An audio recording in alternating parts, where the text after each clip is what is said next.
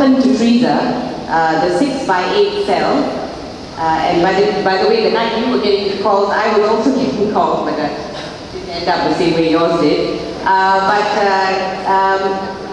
The 6x8 room without windows, the sleep deprivation, Marina, that Raja Petra suffers, the disgraceful food, all that actually comes within the definition of torture.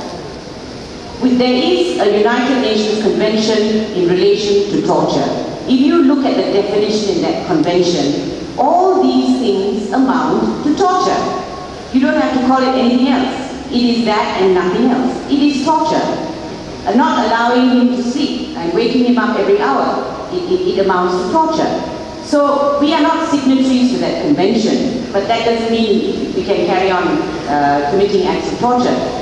So let's call a spade a spade. The way these people are treated, and actually that 60-day detention is probably one of the most worrying aspects of the ISA. That's when they try and dehumanize you by using all these methods, by keeping you in solitary confinement, cutting you off from the rest of the world. Your blindfolding would have meant you didn't know where you were. I mean, was it necessary to treat her that way? You all look at her. If it can happen to her, it can happen to any of us. Which is why we have to keep on saying we will not agree to this ISA. It has to go. It has to go. There's no other way.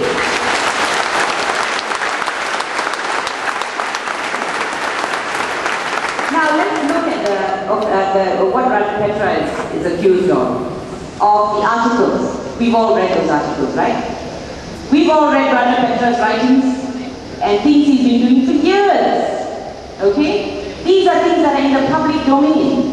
What Teresa Koch was supposed to have said was all in the public domain. We know the reasons why they had put them, they arrested them. Do those reasons come up to scratch? Does any of that amount to a threat to national security? Of course not. And if it has been in the public domain for so long, what was the need? Why did it suddenly become a security risk? Why did they suddenly become a security risk? Raja Petra, police reports have been made against him. He's already facing charges in court. We say go ahead. That's the right way to do it. Some of the articles for which he was arrested under the ISA, also police reports have been made. Why can't they just charge him? Why do they want to deprive these people of a defense? The fair trial the Prime Minister wanted for the two Malaysians in Guantanamo. Why are we depriving these people of a fair trial? We must never accept that situation for anyone, not just our citizens. Let me tell you, under the ISA, it's not just our citizens who are there. If I'm not mistaken, 30–40% are foreigners. And we have seen some of these foreigners. They haven't got a clue. I mean, some of them have a passport, fake passports and so on. These are all things you can charge. We have legislation, we have laws. You can charge these people under these laws. Give them a chance to defend themselves. And then let due process take place. Now, the foreigners who are there under the ISA cut a very sorry picture if you actually get to speak to them, because many of them don't speak the language.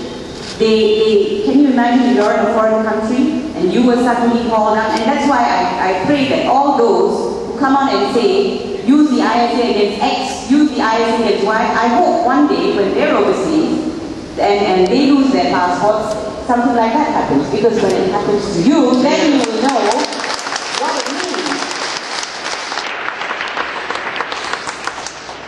And some of these people, as I say, it's very sad. They are in incarceration, they are trying to contact embassies, they have no one here. It paints a very pathetic picture. Now, but the ISA, let me remind you, is not the only legislation we should be talking about. There are other preventive detention laws. There are a few others, 2 or 3 others. Now, 2 others actually. Now there are nearly, Swarang's report a couple of years ago or 1 year ago said that there were about 2,000 people being held in other camps. Not just the ISA, but under other legislation in detention camps. Now, that's why the bar, whenever we pass a resolution, we don't only talk about the ISA. we talk about all preventive detention laws. Now something has to be done about that. A lot of these people, Tuan Syed said just now, some of them, they're 6 years, 7 years, 5 years. They all just become names. And they get forgotten. And we must never allow that to happen to anyone. Never. And that's why we have to keep fighting continually for the ISA to be repealed. Now, many years ago, the bar was actually one of the few who, and we've been fighting the ISA for more years than I can remember. It was more than 30 years from the time it came in force. The bar was actually a lonely voice. We were fighting alone, but not today. Not today. Today, we fight with all of you. We fight with all the people sitting here. And that is what is going to make the difference. And I think today, we've seen Radha Petra hauled off for 2 years. It comes home to us how the ISA is being abused. It's a total abuse. They're using it as a way to quell dissent, to stop people from speaking, to stop reporters from reporting. So it is no longer used for the emergency situation. If you look at the preamble to the ISA, as Tunku had said, the reason why it was passed was to deal with the communist insurgency. That kind of a dangerous situation to the country. We are not in that situation. There's no need for anyone to be put under the ISA. Now I'm going to end by reading you the testimony of someone who was held at Guantanamo Bay. Just see how different it is from here. I read it to you. About a week later, I was suddenly collected and taken to one of the 3 isolation blocks. I asked the sergeant why I was being removed, and he simply said, "We don't know. The order is from the interrogators." I was placed in a metal cell painted green inside. It was filthy and very rusty. There was a tap, sink, toilet and a metal bunk. It was extremely hot, hotter than the other cells I'd been in previously. Although there was an air conditioning unit, it was turned off, so the cells were much hotter than the ones I was previously held in, because they were completely closed off and no air could come into the cell. There was a glass panel and hatch at the front of the cell, so they could keep an eye on us. Whilst it was extremely hot in the daytime, at night when it got cold anyway, they would turn the air conditioning up so that it became freezing. I didn't have a blanket or a mattress and had only my clothes to keep me warm. That is Guantanamo Bay. Now, let me read you something from a detainee held in Kamuting. This is Mohammed Faik bin Hafid. He says, on December 9, 2004, I stepped out of my cell without violating any orders. I was handcuffed in the front. My head was forced to bow as low as waist length, and then I was hauled towards the back of the cell block. I was beaten, spat on, and kicked several times. After reaching the back of that block, I was ordered to sit facing the wall while handcuffed, and my head was pushed down. There I was insulted, continuously kicked from behind and clubbed on the head with a baton.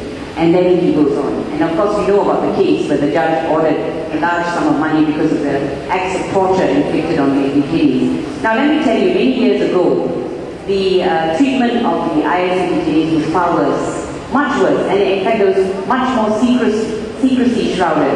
It was shrouded in much more secrecy. Recently, I won't say better treatment. To me, you shouldn't even lose your liberty for 1 day. No one should lose their liberty for 1 day. But at least now, we have the information. Teresa can come and tell us exactly what was happening there. It's good for us to know. It's good for us to publicize it. It's good for all those. That's why the information, Marina, that you give as to what's happening with Radha Petra, very important that the public know. Because it's only if we know and we criticize it, we can stop it.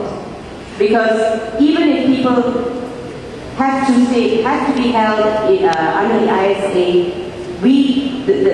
they cannot be allowed to be treated in the way that they have been treating these detainees. So it is important that the public gets information so that we know what is happening to the people inside there. And I think a lot of people are very appalled. When Teresa was hauled up, I think everybody was shocked. If it can happen to Teresa, it can happen to anyone. If it can happen to the reporters in True, it can happen to anyone. So, and it can happen to Radha Petra, it can happen to anyone. So So this is what has shocked us so much. But you must remember that there are many who have suffered a lot over the many years the ISA has been there. People whose lives have been destroyed, marriages destroyed, families destroyed, and people who are broken by the types of interrogation that they have undergone. Now, ladies and gentlemen, I think we all know why we're here. Let's keep fighting. I am very sure that we can win this one.